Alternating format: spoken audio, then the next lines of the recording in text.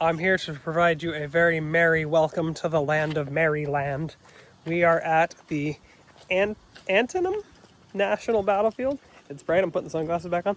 And it's obviously closed because A, it's past visiting hours, but B, the government's still shut down, so it's going to be closed there anyway. They have no brochures. I've collected 0 brochures on my trip, and I like to collect those, so that's unfortunate, but get ready to battle. It's pronounced Antietam. The more you know.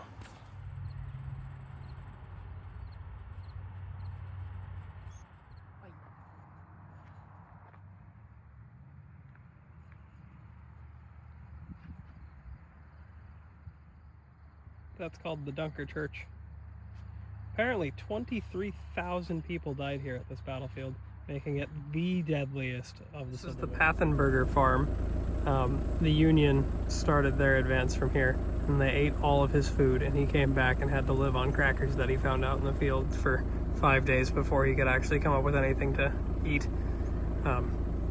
We're learning little bits at a time, so we'll take you around on our little driving tour.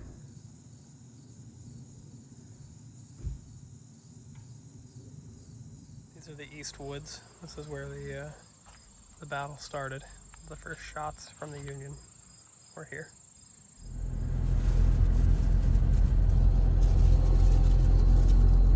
This is the cornfield. 6,000 people died here, and they traded between Union and Confederate no less than 6 times for who was in control.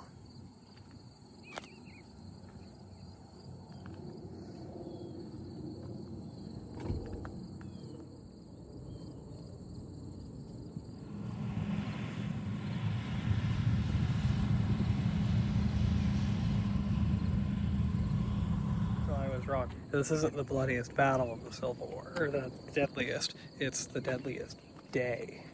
So this is the most people died in a single day. We're here now in the West Woods, where there's some turkeys. I'll give you an up close in a second. But the Union decided to go from east to west into the West Woods. And at first they were met with very little Confederate resistance, so they made their way through just fine. But a full brigade of Confederates were coming from south to north and came across them and absolutely tore them apart, causing the Union to fall back into the cornfields, which was interestingly the only time that they were ever over here. Here's a little diagram how that was going for them. Not well.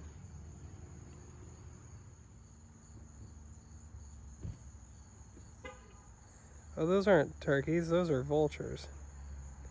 Turkey vultures, and they're eating something that's very dead. I'm not sure what it is that they're eating. It might be a deer.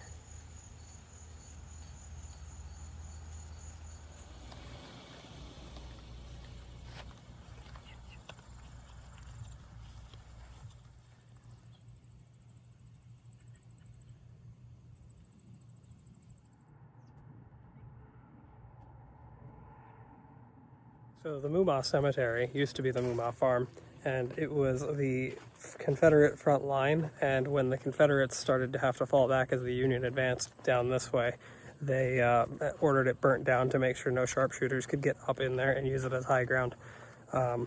They went through this whole appeals process, and they never got paid back a cent for their house being burnt down, so they ended up turning it into a cemetery, so that way, and they deeded it to all of the people that lived around them, so that way they could all be buried together as a community, which is kind of cool. And then as the Union went further south, there was apparently a sunken farm road that had 2,000 Confederate soldiers in it, and they just stumbled across them. It didn't say what happened there yet, but we'll find out. This was the sunken road. They were sunken because of a shortcut to bypass the town that all the people towing their little carts with their buggies and stuff took, and over time it just wore down. The Union troops got here and were immediately just torn apart by the Confederates. However, as the time went on, the Union ended up taking the road and pushing forward, but had to fall back to the road again after facing heavy Confederate artillery. Fortunately, no lookout tower. Thanks, government closure. Appreciate you. The Sherrick Farm. See, you thought I was lying.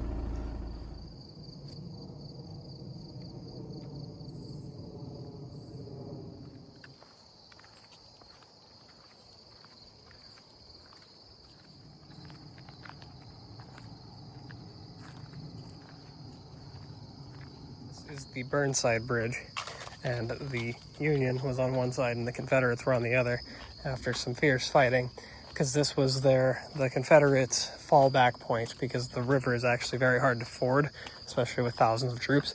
So this was their ace in the hole to get away from the Union and back to Virginia in case things went wrong, and the Union actually managed to capture it from them. So it's pretty neat. That helps clarify.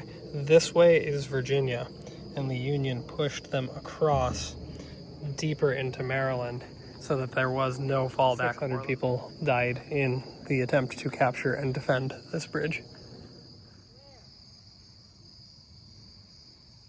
This is the final hill.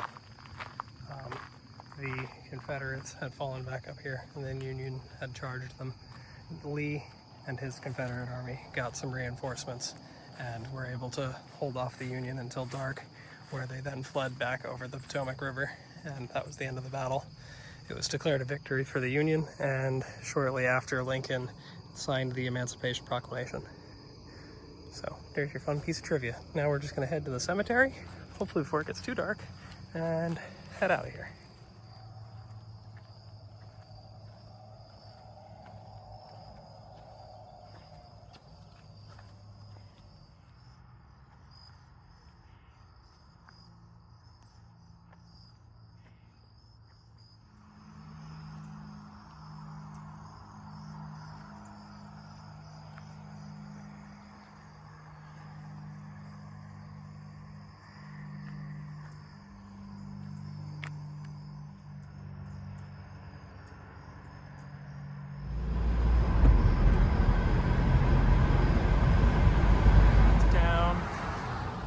You excited for your pizza? Ristics.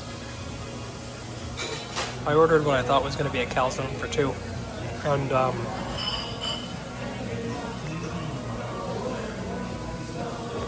this is C&O Canal National Historic Park. We stayed here in a campsite last night. I know it looks like night right now, but last night we did that. It's almost morning time now. There's our tent. Huzzah. I'm not sure what else there is to do in this National Historic Park. I gotta figure that out at some point. There is the Ohio and Chesapeake Canal. I don't know which one it is exactly. This is called the Antietam Creek Campground. I don't think that's Antietam Creek. I think that's behind us. Over there is West Virginia. And yeah, there you go, little summary. Tent's all broken down now. That's where we lived once. And heading on to the next stop. Starting our day off right with another battlefield. The battlefields have worked out to be really nice on this trip because you could do the audio tours and you don't really need the visitor centers to be open. Hopefully, it's now Tuesday, the government will open, but you know, what a joke. The visitor center is closed, which we already knew that was going to happen. Here, this took place about a year after the Battle of Gettysburg. Lee was pushed back into Virginia with the Confederates, and Grant was in charge of the North, and the Union was pushing into the state of Virginia to try to fight the Confederates on their home turf. When this was happening, Lee saw an opportunity to go take Washington, D.C. because there was very little defenses here. But to their surprise, whenever they got here to, I don't know how you say the name of this, Montcalm battlefield, they met some Union resistance of 6,600 soldiers. There was fighting here, and the Confederates won. But due to the delay of having a battle here, they were never able to make it to Washington, so they were never able to turn the war back into their favor. They, once again, have a little audio tour here, so that's what we're going to go do now. We're going to learn more, show you some videos, and we're going for a ride through history. And they have a porta potty. Actually, just kidding, it has a padlock. So, you're not allowed to pee here. Because I actually did. This is the Best Farm. It was actually owned by a man with the last name of Trails, and it was owned by their family all the way from 1850 to 1993, which is crazy. This place actually played a significant role in the war on two separate occasions, and maybe even more than that. The highway off to the left of us that you could probably hear and definitely see through the trees was actually there back then. It was called the Georgetown Pike, and during that time, that was how both Confederate and Union soldiers moved through this area. So they would occasionally camp on the farm. So at one point in 1862, the Confederates camped there, and one of them accidentally lost General Lee's orders, and the Union found it. Somebody from the Indiana Company found it, and they passed it up through the chain of command, and they used that as a tactical advantage. Then, in 1864, which is when our battle here takes place, the Confederates set up here with their artillery, and when the Union came and captured this area, they set the barn on fire during the son of the guy who previously was working the farm's first year of farming, and then the Confederates destroyed all of the crops, so he had a very bad first year of farming. But yeah, there you go. There's your first little tidbit. This is the Worthington House. It was owned by a man named John T. Worthington. It wasn't originally built by him, but there's a ford that I'll show you in a moment where the Confederates came across, and then they used this area as a staging area, and they had a relatively successful attack against the Union, causing them to fall back, but then inevitably they fell back, regrouped, and pushed the Confederates back up to the Worthington House. So it looks like this house is actually normally a grayish-green color, but they stripped off all the latex paint to inspect and repair any spots in the mortar between the bricks. And then apparently they're also removing all of the modern windows to replace them with more period correct looking ones that will be painted with linseed oil. So that's pretty cool. They're just undoing some silly stuff that they did back in 2003, because as time goes on, we're better and better at preserving things.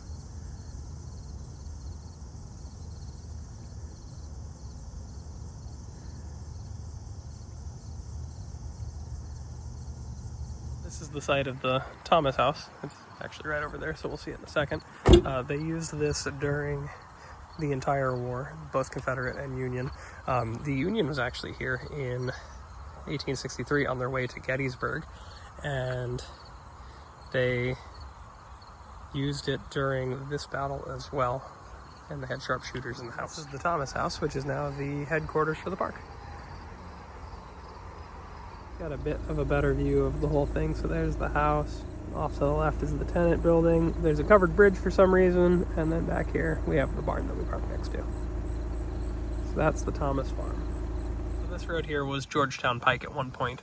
And this is where they made their final stand, as the sign would indicate, against the Confederates. They were pushed back to the road, and back then they had the giant berms from the carts sinking the roads down. They used that to hold the Confederate back as long as they could, but eventually the Confederate broke through, and that was the end of the battle with the Union. On their retreat, the Union came through here, and then eventually the Confederate soldiers took over this mill, which used to have a third story and a few other things. It's now National Park offices, and the man who owned here, there was a flour mill, a sawmill, and a plaster mill, and then up the hill over there, which we might get a better look at, is their house. So pretty neat. It didn't really have that much significance for the battle, but Mr. James Gramble, who was actually just ballin'.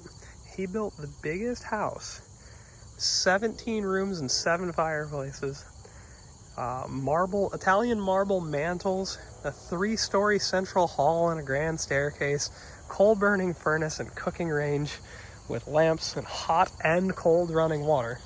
And then in 1897, it all went downhill for him, and he had to sell the place because he was going to go bankrupt.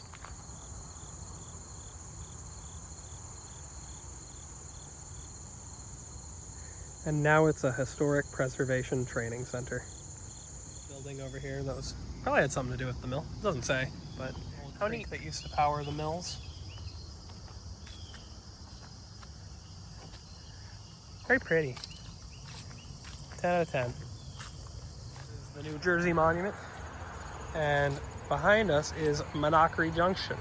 So that railroad exists, and there was actually a little house and a few other structures here to support it. And then this road existed, but obviously would have crossed the railroad through here.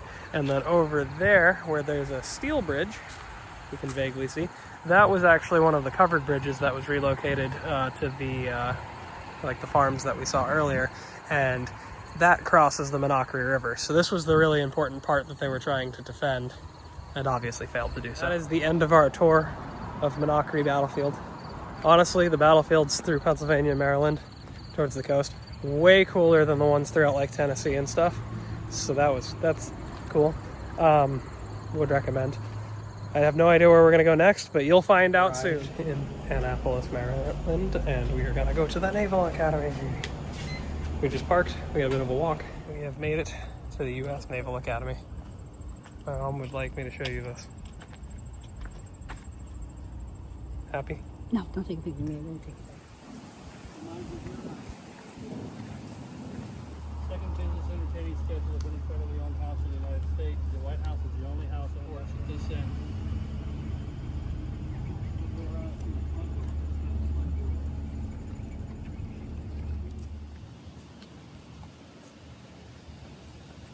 The general flag flying with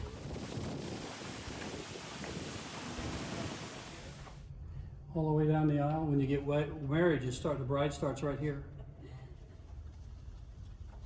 Hopefully they're putting in LEDs that last for 10 years. Hopefully. People would leave their place of worship. They'd have some sort of boat or something that they use in the sea. And then with alcohol, straw. And then seal it. It's remarkable. Jacqueline Perry. Oh, okay. So they said, well, where am I going to school? They said.